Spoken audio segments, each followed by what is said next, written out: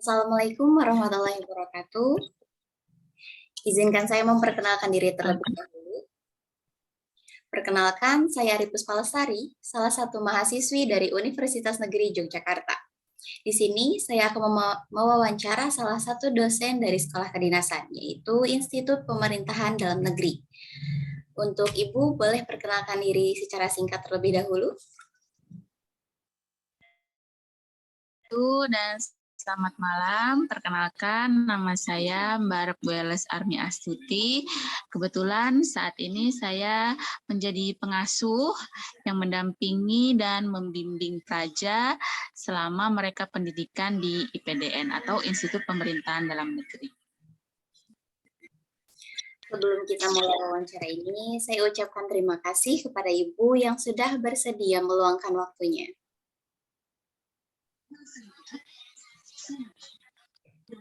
Sama-sama. Terima kasih juga saya sudah diundang untuk jadi narasumber dalam kegiatan ini. Sekarang saatnya kita masuk ke sesi wawancara nih. Dengan tema bagaimana sih sudut pandang seorang perempuan dari sekolah kedinasan. Oke, sebelum kita mulai pertanyaan yang pertama, boleh nggak saya tahu Ibu masuk sekolah kedinasan pada tahun berapa? Kebetulan saya selain pengasuh, saya juga alumni atau purna dari Institut Pemerintahan Dalam Negeri.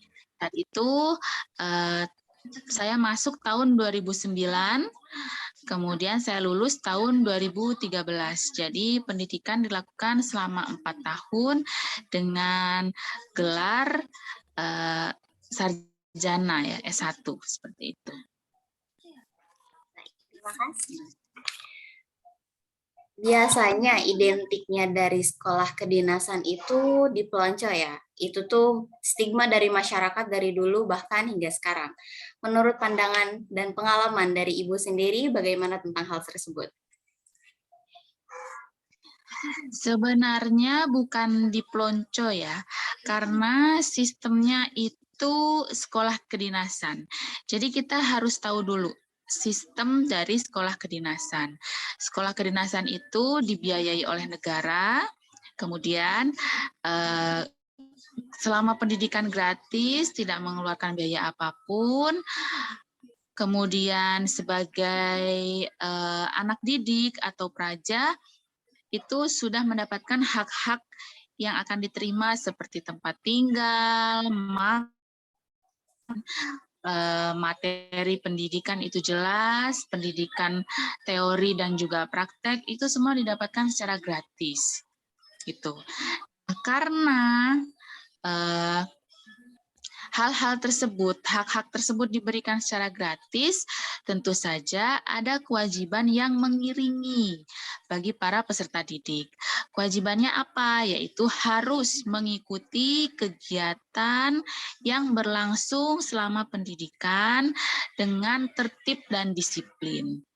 Jadi ketika tingkat pertama masuk dalam sekolah kedinasan, itu bukan pelonco ya, mungkin dianggapannya seperti pelonco, tapi sebenarnya itu seperti masa orientasi, perkenalan, lingkungan pendidikannya seperti apa, kebiasaannya seperti apa, karena peserta didik ini datang dari berbagai macam daerah dan juga memiliki berbagai macam latar belakang, sehingga kami perlu melakukan persamaan persepsi agar tujuan dari pembentukan sekolah kedinasan IPDN ini tercapai.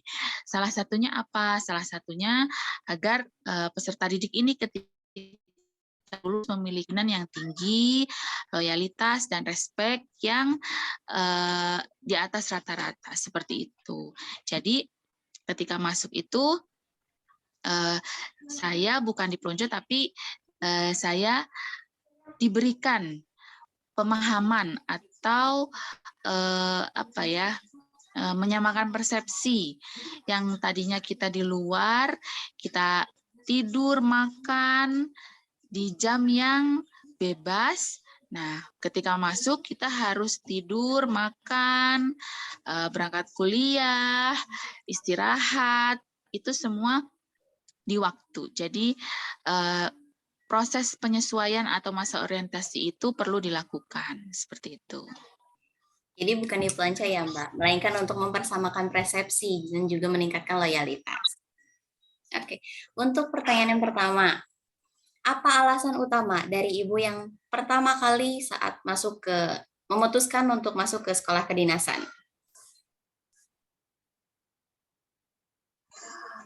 Alasan yang paling utama saat itu adalah ingin lebih baik, itu yang pasti. Karena mengikuti sekolah kedinasan itu kita memiliki privilege untuk dapat langsung bekerja di tempat yang sudah ditentukan, atau kita bisa bilang ASN ya, karena IPDN. Jadi begitu lulus kita sudah menjadi ASN dan kita juga sudah mendapatkan penempatan kerja. Jadi untuk mendapatkan masa depan yang lebih cerah dan membangun kehidupan yang lebih baik, maka saya memutuskan untuk masuk ke IPDN seperti itu. Feedback yang didapatkan juga bagus ya Mbak ya. Jadi Mbak memutuskan untuk masuk ke sana. Pertanyaan berikutnya, bagaimana pandangan dari Ibu sendiri sebagai seorang perempuan perihal sekolah kedinasan yang cenderung banyaknya kaum laki-laki?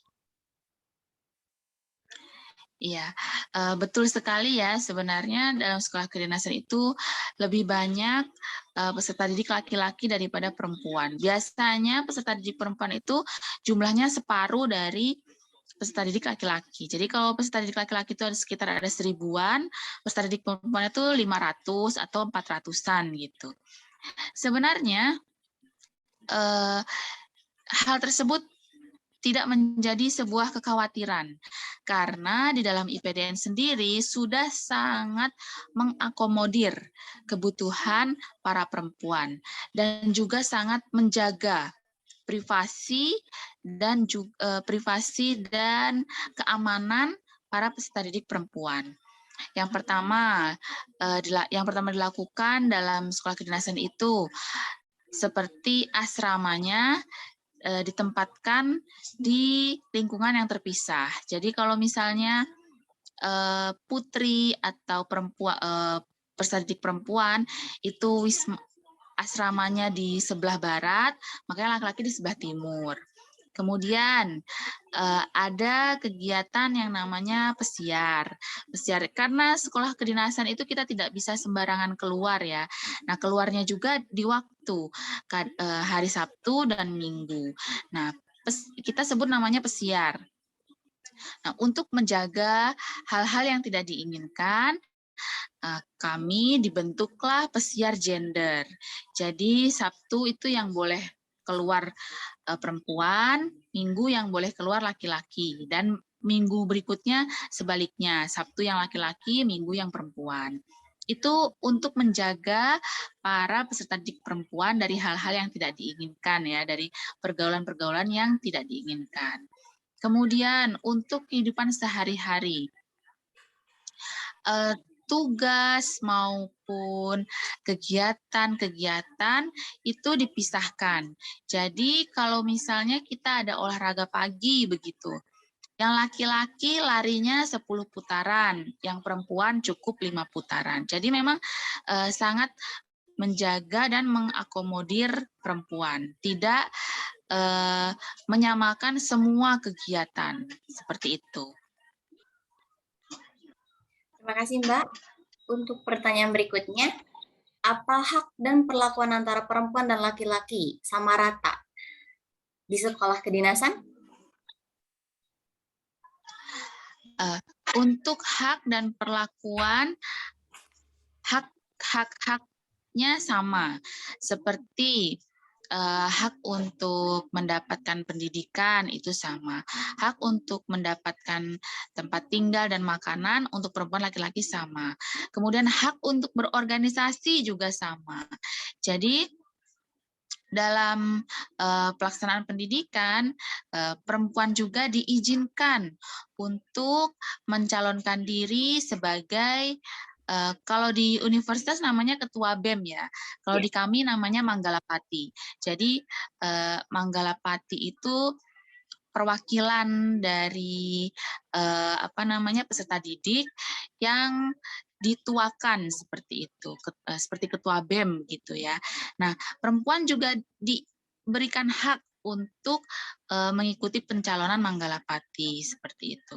Kemudian perempuan juga diizinkan atau diberikan hak untuk mengikuti berbagai macam ekstrakurikuler. Jadi untuk hak-haknya semua sama, kewajiban-kewajibannya juga sama. Kalau laki-laki ada jaga serambi, kita bilang ya, itu kan kita ada jaga setiap 1 jam sekali, itu giliran namanya jaga serambi. Perempuan juga ada jaga serambi seperti itu. Nah, hanya saja mungkin perempuan lebih diistimewakan di kegiatan-kegiatan fisik seperti olahraga, seperti itu. Sekolah kedinasan sangat mengakomodir dan menjaga fisik para peserta didik perempuan seperti itu. Terima kasih. Untuk pertanyaan berikutnya, adakah perbedaan dari segi apapun untuk perempuan dan laki-laki dari awal tes hingga bisa lolos untuk masuk sekolah kedinasan? Perbedaan tidak ada ya. Semua rangkaian tes itu dilakukan sama. Jadi untuk rangkaian tes dari administrasi sampai terakhir pantukir, laki-laki melakukan hal itu, perempuan juga melakukan hal seperti itu. Kecuali mungkin di tes kesehatan, karena kan kalau tes kesehatan tetap harus menyesuaikan dengan sistem tubuh masing-masing ya. Jadi untuk yang laki-laki diperiksa, organ-organ dalamnya perempuan juga sama diperiksa. Gitu. Jadi sama, perlakuannya sama, tidak dibedakan. Terima kasih atas jawabannya. Untuk pertanyaan berikutnya, lalu apa alasan yang bisa dijadikan motivasi agar perempuan mau masuk ke sekolah kedinasan di zaman milenial yang saat ini? Oke, untuk alasan yang bisa dijadikan motivasi diantaranya mungkin satu seperti yang saya alami ya, untuk memperbaiki atau membangun kehidupan yang lebih baik. Karena kita semua tahu masuk sekolah kedinasan itu kita sudah mendapatkan privilege untuk dapat langsung bekerja dan dapat langsung menjadi ASN. Gitu. Kemudian yang berikutnya, sekolah kedinasan tidak semenyeramkan yang kita bayangkan. Di sekolah kedinasan juga ada banyak kegiatan-kegiatan yang sama dengan sekolah atau pendidikan tingkat tinggi pada umumnya. Gitu. Kegiatan ekstrakurikuler ada. Kalau misalnya kegiatan di universitas lain ada kegiatan pecinta alam, di sekolah kedinasan juga ada. Di universitas lain ada kegiatan ekstrakurikuler musik, di sekolah kedinasan juga ada. Jadi memang sekolah kedinasan itu sangat mengakomodir kebutuhan baik fisik, intelektual, kreativitas para peserta didik. Begitu. Jadi tidak perlu takut, tidak perlu ragu untuk masuk ke sekolah kedinasan. Apa yang kalian cari di luar, di sekolah kedinasan juga ada. Justru di sekolah kedinasan ini, kalian bisa membentuk karakter, menjadi karakter yang lebih disiplin, kemudian beretos kerja tinggi, loyal, dan respect, seperti itu. Jadi banyak sekali ya yang jadi alasan untuk perempuan untuk tidak takut bisa sekolah kedinasan. Feedback yang didapatkan juga begitu banyak dan begitu menyenangkan ternyata. Masuk pertanyaan berikutnya. Masuk pertanyaan berikutnya, apakah dari tahun ke tahun semakin meningkat atau menurun presentase pendaftaran anak perempuan di sekolah kedinasan?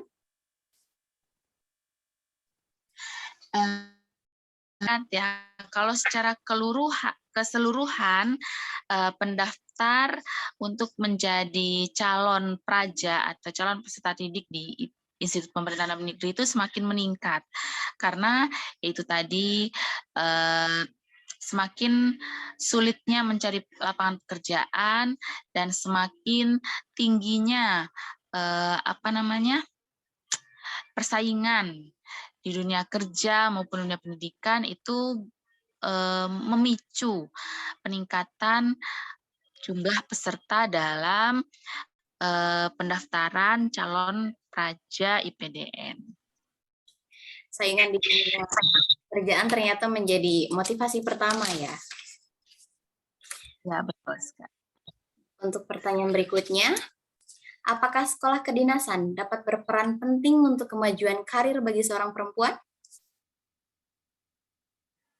Ya, sangat berperan penting kalau menurut saya ya, karena di sekolah kedinasan begitu kita lulus, kita akan menjadi ASN. Nah, pangkat yang kita dapatkan itu sama dengan para laki-lakinya juga. Jadi kita sama-sama lulus golongan 3A. Golongan 3 itu di dunia kerja atau di dunia ASN itu merupakan start yang cukup bagus gitu ya. Jadi itu sangat menunjang. Kemudian lagi dengan adanya kehidupan asrama, kemudian kita berkumpul dengan teman-teman dari Sabang sampai Merauke, melakukan kehidupan praja sehari-hari bersama-sama, itu sangat meningkatkan tali persaudaraan di antara kami, sehingga ketika nanti kita sudah bekerja, kalau misalnya kita ada kebutuhan atau butuh info atau misalnya harus melakukan tugas keluar daerah, itu kita mendapatkan support karena kita sudah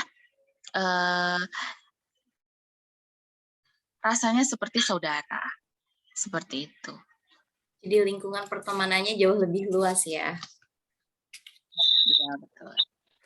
Memasuki pertanyaan terakhir.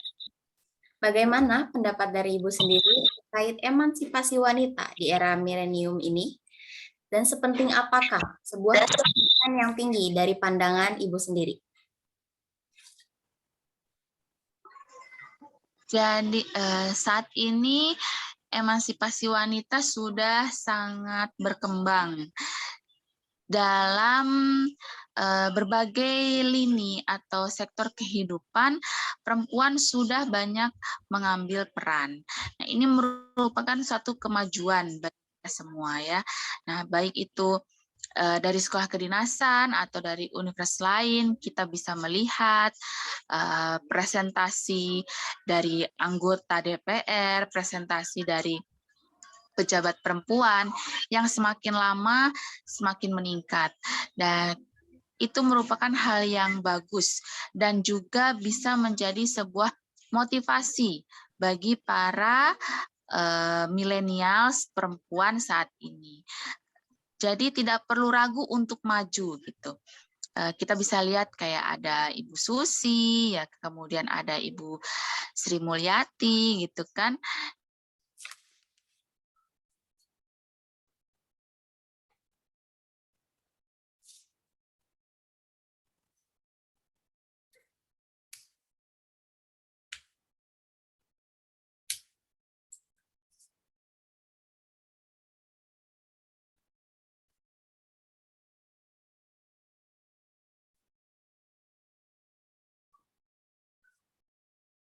Permisi, Ibu.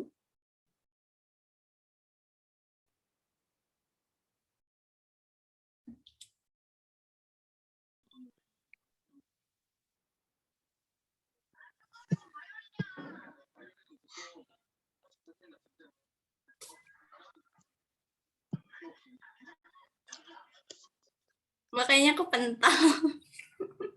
Ya. Nggak apa-apa. Lanjutin di pertanyaan terakhir tadi aja, Mbak. Yang sampai Ibu Sri Mulyani. Ya, jadi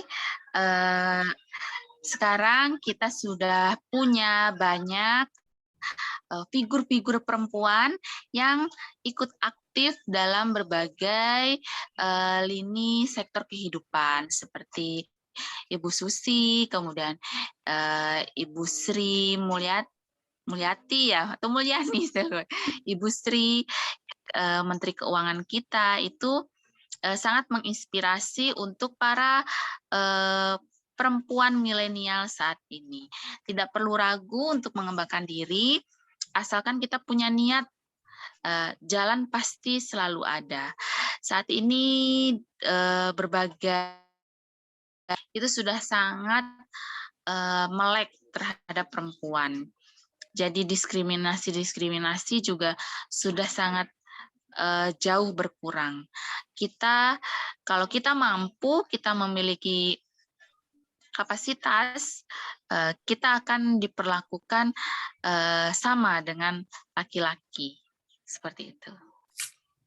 Terima kasih sudah bersedia menjawab pertanyaan dari saya. Ada kata-kata terakhir dari Mbak? Untuk kaum milenials, jangan pernah ragu atau patah semangat ya. Di zaman saat ini, di zaman era teknologi, dengan berbagai kemudahan yang didapat, saya harap para kaum milenials ini justru bisa lebih berkembang, lebih baik lagi dari kaum-kaum sebelumnya, dari era-era sebelumnya. Jadi, saya harap teknologi yang ada untuk pengembangan diri ke arah yang positif, sehingga kita bisa sama-sama membangun Indonesia menuju Indonesia Emas 2040, seperti itu. Terima kasih atas waktunya yang telah diluangkan dan kebersediaan untuk menjawab pertanyaan dari saya.